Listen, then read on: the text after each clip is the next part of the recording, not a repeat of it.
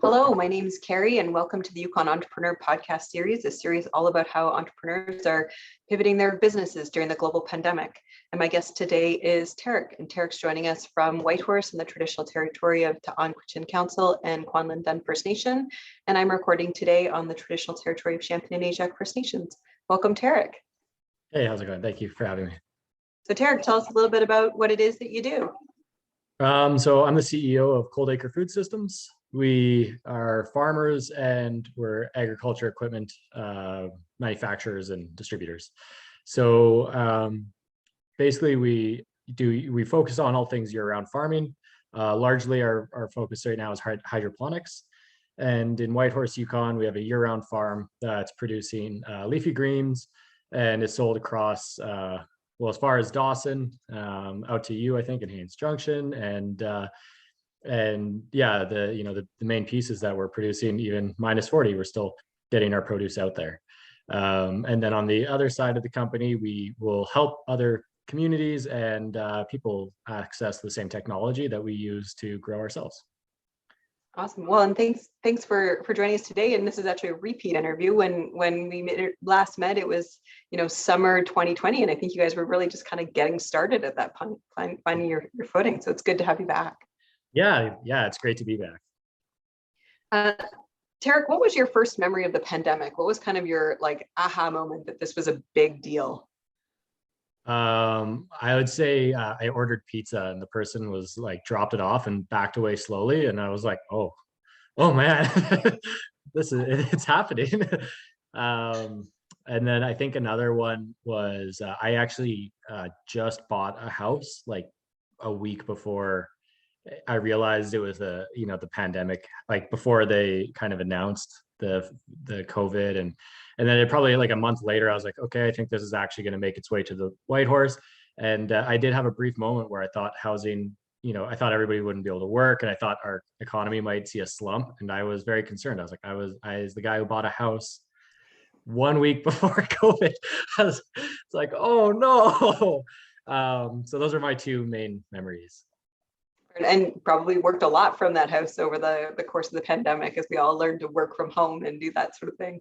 Yeah, actually, we were fortunate enough that we didn't have to close our office, being an essential service, growing food. So I spent a lot of my time still going into work with just enhanced safety protocol. So I didn't get to spend as much time at home as some others did. Well, let's get into that and kind of what your business model is. So what have you learned about ColdAcres over the last couple of years and the product that you're providing to the Yukon? Wow. So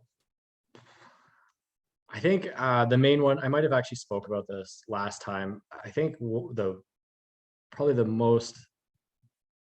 piece that sticks out the most that I've learned is just how supportive of local business Yukoners are. It's actually, I'm very, very impressed and excited to be, in the Yukon and to have so many people, they just reach out spontaneously to give us support. And, that's I think that was probably the one that stood out the most to me about what I've learned is how much people want this and how willing they are to help us achieve our goals.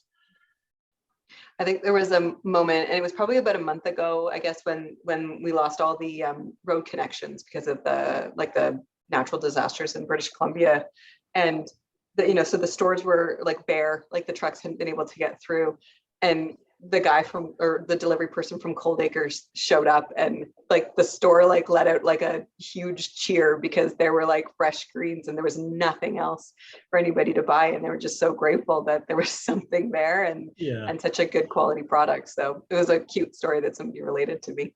Oh, that's great. I love hearing that.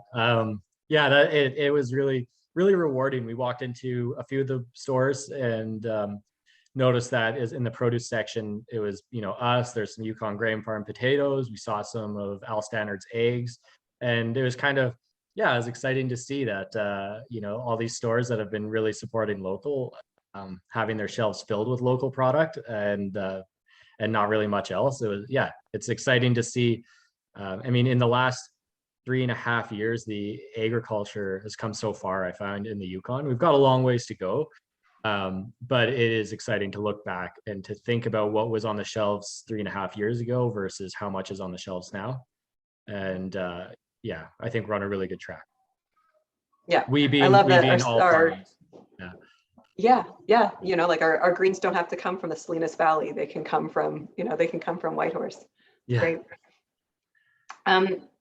You know, what have you, I mean, your customer base is predominantly in the Yukon, but you're saying like you've got, to sort of describe your business model. You guys are growing food, but you're also supporting other organizations to grow food. And is that all here in the territory, or is it expanding beyond?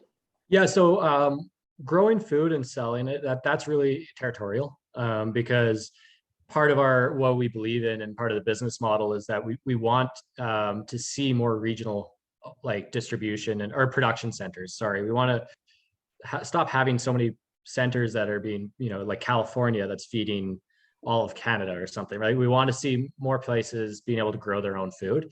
So inside of it, with, you know, with that in mind, we don't try to export our food down into British Columbia or into Northwest Territories or something. We want to just service what's immediately around us and get the fresh produce out to people immediately around us.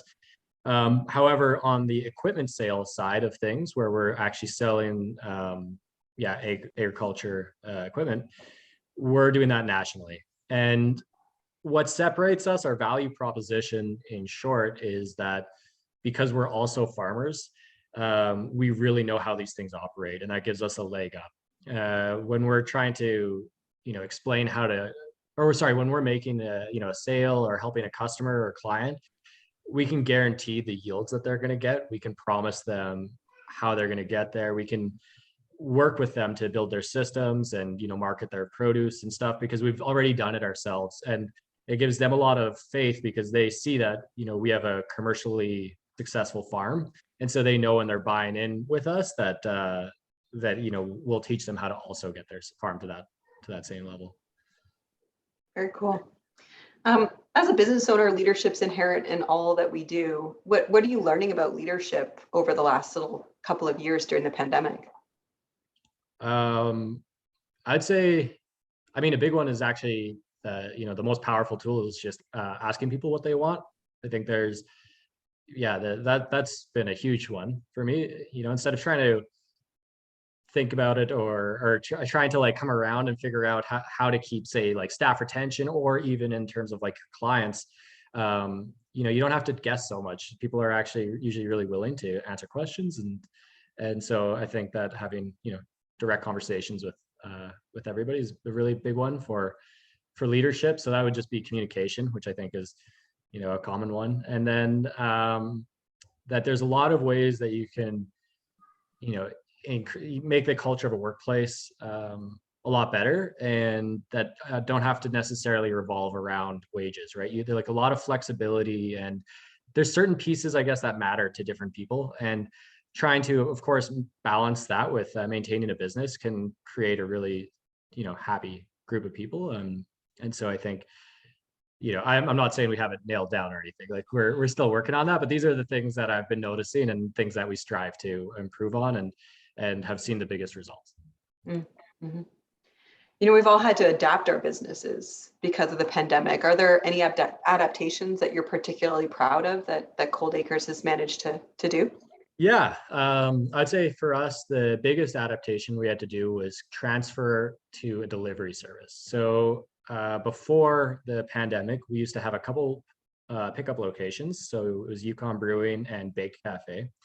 And we would drop off the food to each of those locations, and then people would just go there to pick them up. So kind of outsourced that for us, and you know, made it a bit more convenient for our customers. And it became clear that, well, we didn't, you know, the cafe would be shutting down on and off, and Yukon Brewing might be as well. And so we just realized that we needed to figure out how to get it to the customers. And after doing a little bit of number crunching, we realized that it was just better off to deliver it right to their houses. And by doing so, we actually opened ourselves up for a whole new world of add-ons. And what I say by add-ons are other people, like local producers, you know, being able to distribute through our delivery service. And so by having that personalized delivery, we basically got to then be able to pack whatever they wanted to order right in front of their door. And so since we last spoke, we launched the delivery service that saw a lot of people really were really happy about it, and they were excited to see that. And then we've actually expanded it. Now we have, I think, 16 or maybe 18 add-ons today that people can buy in addition to the ColdAcre products. And so a lot of people are actually getting a bulk of their core groceries. A lot of our clients are getting the bulk of their core groceries delivered right to their door. They can also pick it up from us. And it's all local. And so, right to your door in Whitehorse, you're getting local eggs, bagels, you might get some flour from Hinterland. They make a really cool product, and, and our greens. And so you can see that all of a sudden they have a lot of their staples are covered. And, of course, we're not growing strawberries or anything yet, so they can go to the store for that. But it's exciting that it all began because we had to move to a delivery model. And now we're supporting, it's working for us, but it's also supporting other local businesses. I like that you said strawberries yet. Does that mean that you're planning to grow strawberries? No, there's just this, it's always out there. Everybody thinks you can do strawberries. You can do strawberries hydroponically, and it's so hard. So yeah, I would love to, but it doesn't seem like we're going to be there. You can get them, but getting them commercially, volumes that are commercially viable is the trick. Yeah, in my head, I was like, volume. That feels like that would mean it would be like a real premium strawberry, probably. Yeah, yeah. So that's really neat. And, for people listening from outside, we don't have grocery delivery services like they do in a lot of major urban centers. So it's really a unique product that you're offering there. Yeah. And the trick is that we're delivering, right? It's -40 has been a few of the times, right? And we'll delay the delivery day by a day, -45 with ice fog in the air and you can't see anything. And we drive white vans. It's like the perfect disaster. So, we'll pause it, but we're still getting it out every single week. In the coldest day that we actually launched the drivers was a -39 or something. So to be getting produce that was harvested that day, and all this local food that was produced, bagels that were made that morning, it's exciting for people who don't ultimately also want to leave their house at -38. Yeah, definitely. Which of the public health measures have you found the most restrictive or most challenging for your business to operate within? Well, we lost a lot of restaurant clients. That was very tricky. And I'd say that ultimately that doesn't affect us in our day-to-day operations. We managed to facilitate just by our layout. Actually, it wasn't a huge inconvenience for us to keep people separated and to make sure they're all masked up and stuff. That was all good, but just losing a huge clientele was that was a hard one. Mm-hmm. Yeah, it's been pretty devastating to the restaurant industry and tourism. Yeah, and to be clear, I feel for them, because for us it's a client that we're losing. For them, it's their sole business. So I couldn't imagine what it's like to be a restaurant owner. Yeah. Has ColdAcre accessed any of the pandemic related supports that have been offered from any level of government? Yep. Yeah, we have. And they've been, very, very helpful to have that. You always have to prove when you access these supports how the pandemic has affected you, and make sure that, it did negatively affect you. So they have reason to actually help you. And so for things like losing a key client, like the restaurant industry, it was really nice to see some of those supports to help us out. Mm-hmm. Yeah. Going forward, how are you thinking about your business differently? Where do you see your opportunities? I think it's a good question.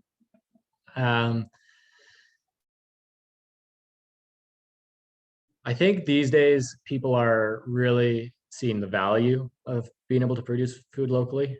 I think, the pandemic included, but also things like the BC flooding and just in general, the erratic behavior of our climate, being able to produce food in year-round situations, or just being able to produce your own food to add an extra layer diversity in where your product comes from, and I think that's starting to become really important to people, and they're starting to see why they should support that in all levels of, people from just like people who go to the grocery store to buy stuff up to, actual businesses and development corps and stuff like that. So I think that it's exciting, and the path forward is being more clear, I think, for us with people understanding the importance of local food production.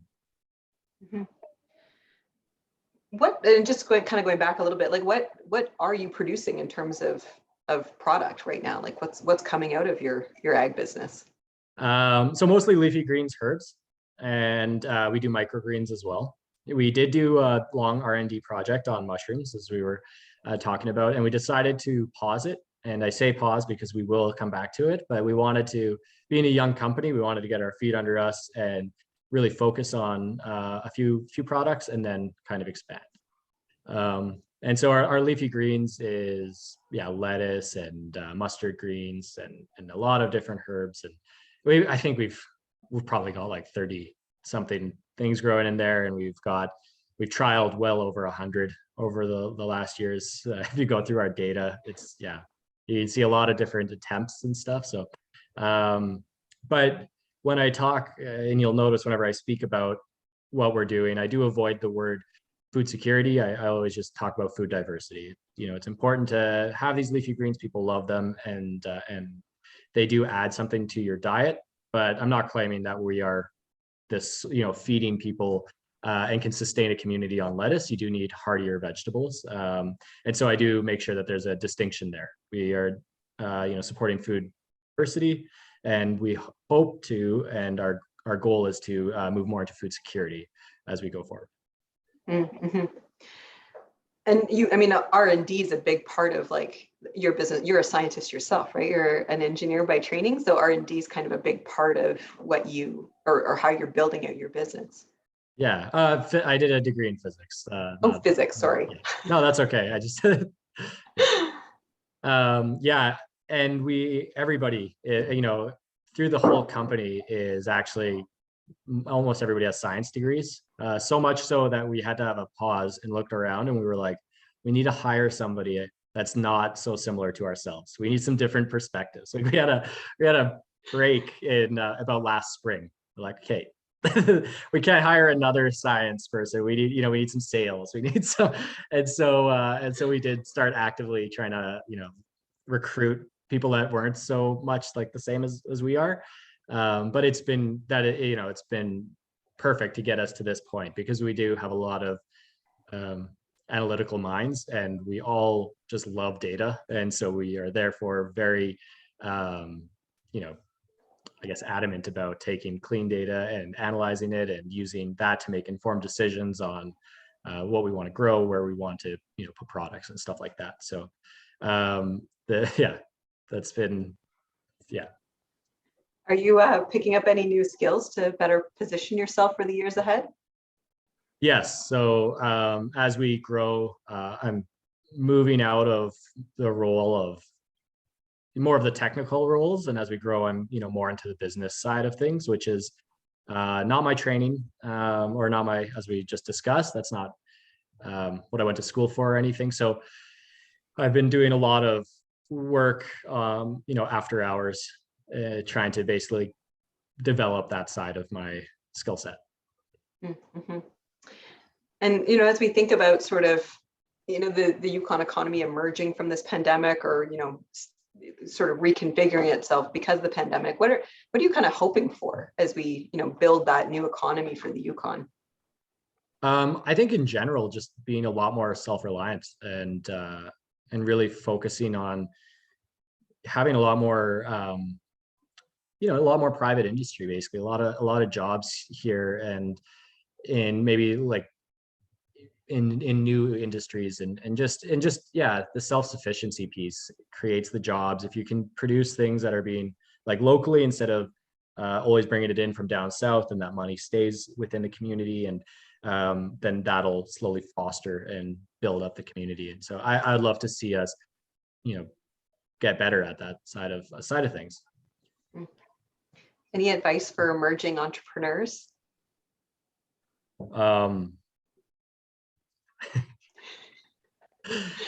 Yeah, I'd say, it's a wild ride. It's a lot of fun, and remember the ups when you're down, and remember the downs when you're up. And it just sounds cliche, but I think that it's important that you kind of balance it out, and you're just always building the momentum. And so just keep pushing. Every day is an inch forward, and it'll get easier, and you start to build it. And when you do start to see things falling into place, it's so exciting.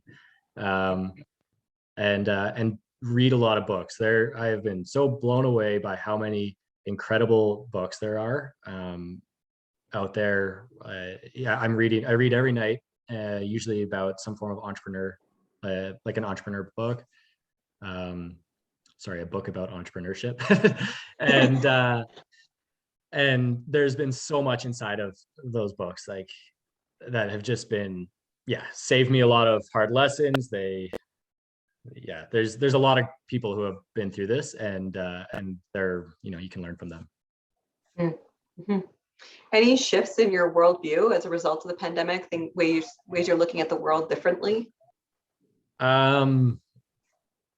Yeah, I think so. I couldn't really pinpoint what it is. Absolutely. And I mean, it's hard because ColdAcre is mostly operated during the pandemic, and this creating this company and working through all of the challenges that we've worked through has been pretty formative for me. I've definitely developed a lot in the last 3.5 years. And so it's hard to say what's related to the pandemic and but I know that in the last 3.5 years, my view has shifted, quite a bit. Mm-hmm. Mm-hmm.